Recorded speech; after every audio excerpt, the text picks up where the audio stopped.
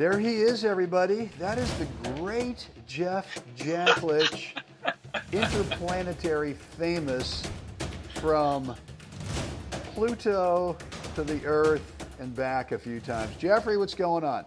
Wow. Well, I can tell you it's cold on Pluto this morning. Oh, that's that right. Okay.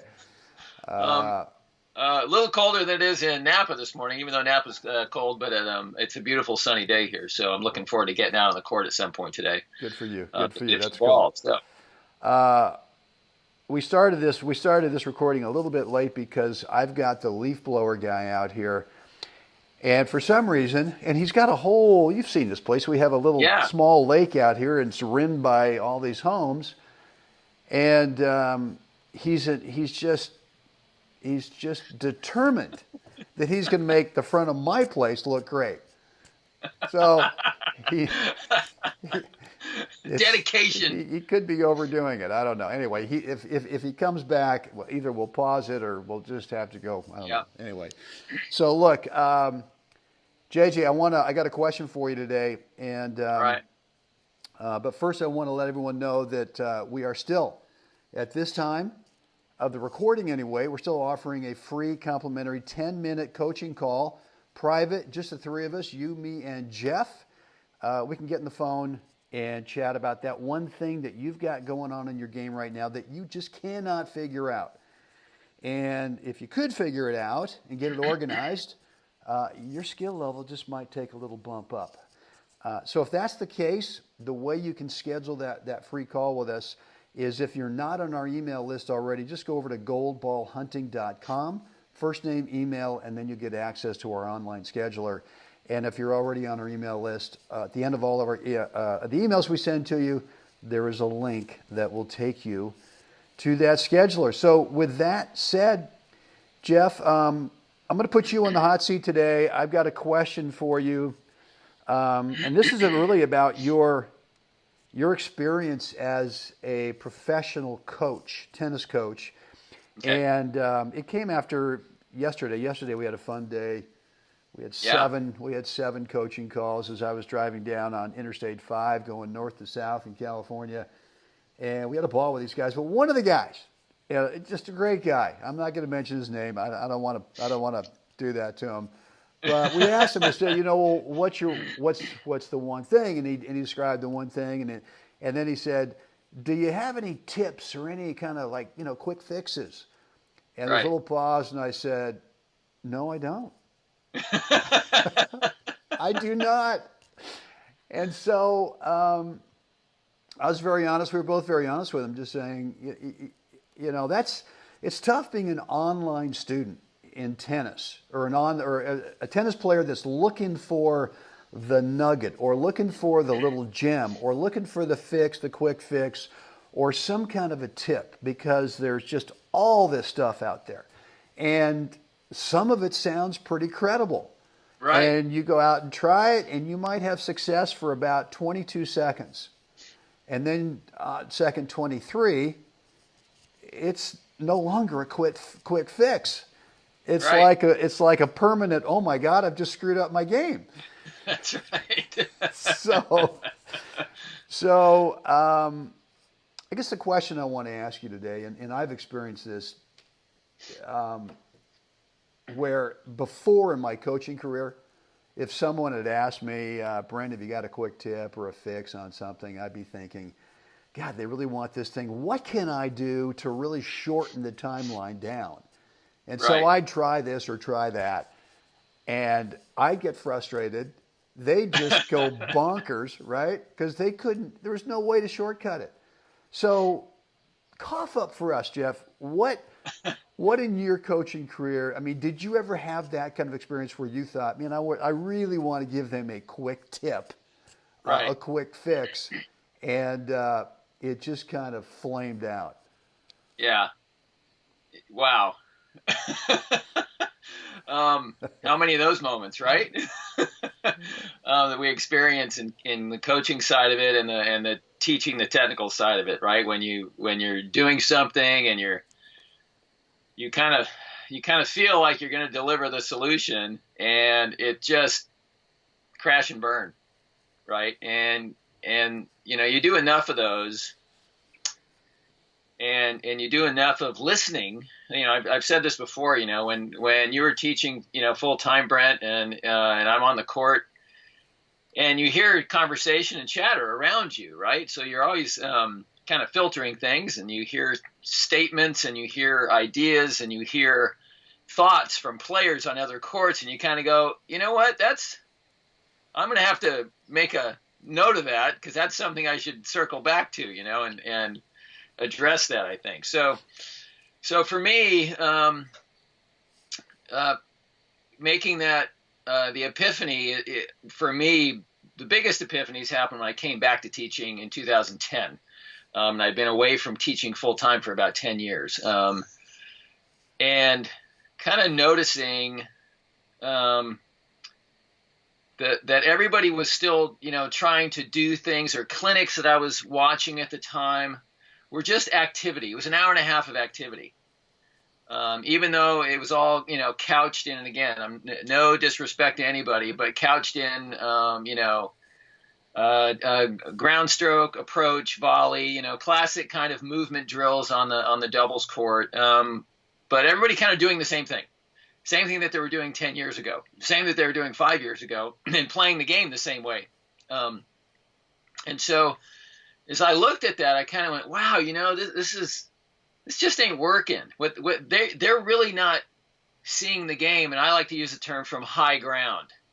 They're seeing the game from kind of this worm's eye view, because they're seeing it through the lens of, again, we keep circling back to this classic tennis theory, as opposed to really boots on the ground, what's actually going on. So the epiphany for me was to look at it and kind of go, okay, wait a second, I got to structure this differently. I have to teach them how to kind of view the game through their skill set, through what they have, right? What they have in the toolbox right now. So, and this has been a subject that we're, heavily been talking about a lot lately. And so I made the transition in the clinics where I would basically do the same clinic, sometimes 4, 5, 6 weeks in a row, small variations, but teaching them the skill of how to get to the net, not just feeding a ball. And this is classic. And the pro feeds the ball to the student at the baseline.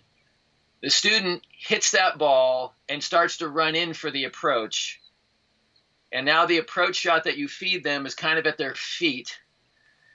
And then they kind of hack that up a little bit. And then you give them a volley, and then they hit a nice volley. Okay, great job. Okay, and then next, right? And so what they've done is actually turn the baseline groundy into the approach. And now they're just running in because they're supposed to get to the net. So I kind of stopped everything and just went, okay, listen, you're going to have to hit your ground stroke and then recover and get ready on the baseline. And everybody kind of looked at me like I was crazy, right? Infidel in the temple. Yes, right. And so I went, okay, so understand and I just stopped the clinic and listen, I know all these, all the members and everything. So it wasn't a mutiny. It was just, I had to show them the reality of which one of these shots is an approach shot. And everybody went, oh, the one at the service line. I said, okay, then, so why are we hitting the baseline shot and running in? You haven't seen the approach shot yet. I need you to hit your baseline shot and recover. And because you're going to be looking for the approach shot, I guarantee you're going to get there in time and with space to actually hit an effective forehand if we're working on that side. And so I really gave what I wanted to deliver to them was, the kind of the keys to the kingdom, not a tip about, okay, you got to run a little faster, Mary, or you got to, whatever it might be, but this is how you do it. And now we're going to practice how you do it for the next month. Well, I think that's the difference between when someone asks for a quick tip or a quick fix is they're thinking that you're going to give them something that they'll go, oh, okay.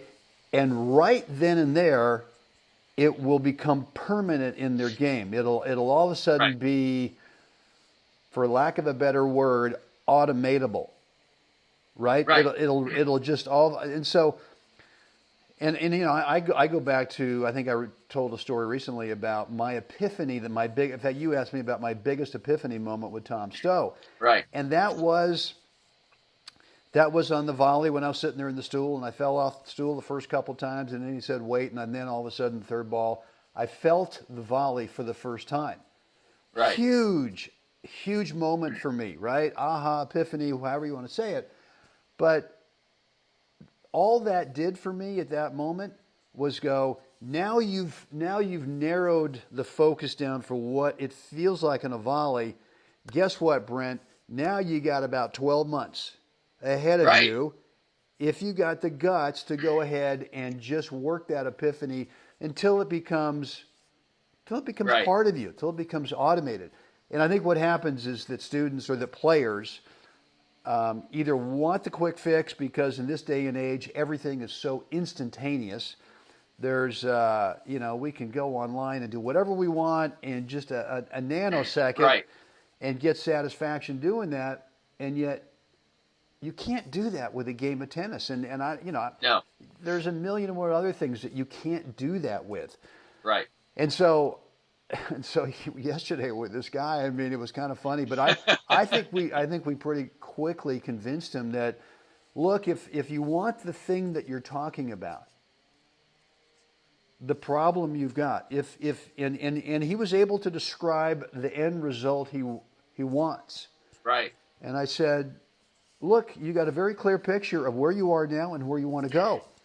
And there's no way to get from now to there like Right. that. There's no way.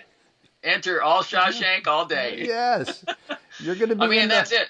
That's entirely it, is if the epiphany moment is what gives you the clarity to understand, to focus your attention now on that detail for the next 6 months.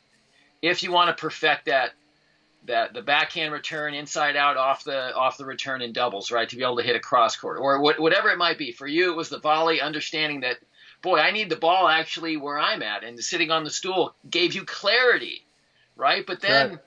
Come back tomorrow, and Tom's going to make you sit there on that stool. Oh, that's right. We're not done yet. We're not done yet on the stool, right? But I mean, that wasn't the last time you sat on the stool, right? I thought I had it yesterday, Tom. Right, but that wasn't the last time you sat on the stool, No. right? Oh, God, no. Exactly. So for everybody out there, the epiphany moments, the things that you all of a sudden maybe you have clarity because of the way your pro explains something. Those moments should be like cradled with kit gloves, and understand that is what gives you high ground, the perspective of high ground, to see what detail I should be focused on that is actually going to elevate my game and elevate the skill set that I say I'm having trouble with. Once you elevate that skill set, the beauty of that is that at that moment where all of a sudden you feel confident that you can produce now the thing that was bothering you, you'll have another epiphany because now you're playing the game with a new skill, and you'll have a new epiphany about, I never knew that the game looked like this from this vantage point, because now you're doing something that gives you a new vantage point. Does that make sense? Well, it does, and I think part of it is that it's an acceptance once you have that aha moment. Oh boy, I've got about another 8 to 12 months here. It's like, oh boy, rather than, oh man, I got another 8 to 12. No, hey, this is cool. You've just felt something that you never felt before. And in 12 months from now, look at what you're going to be doing. So if you're thinking that some guy's just going to go into his pocket and pull out the magic bullet and say, here you go, you've now got it. Well, right. Look, hey, if I could do that, what would that be worth? What would that be worth? Oh my God! Take a number. The line is out the door. It would be insane. Around the block. Right. So, all right, listen. Good stuff today, Jeff. Thanks, man. That's great explanation. And I now hear my leaf blower guy. He's quickly approaching, so I need to sign off here. Anyway, guys, listen. One more time, if you want to get on that free 10-minute coaching call with me and Jeff, you can do so. If you are not on our email list, just go over to goalballhunting.com. First name email address, and you'll get access to our online scheduler. So you can pick out you can cherry pick a date and time that works best for you. If you're already on our email list, just look at the bottom of any emails that you get from us, and that link will be there. Before the leaf blower guy gets here, Jeff, real quickly, what do we want the folks to do now? Like us, share us, subscribe. Let us know what you think down below. Yeah, very good. Guys, come on now. Get out there, help someone else have a spectacular day. Jeffrey, we're going to do this again tomorrow. Can't wait.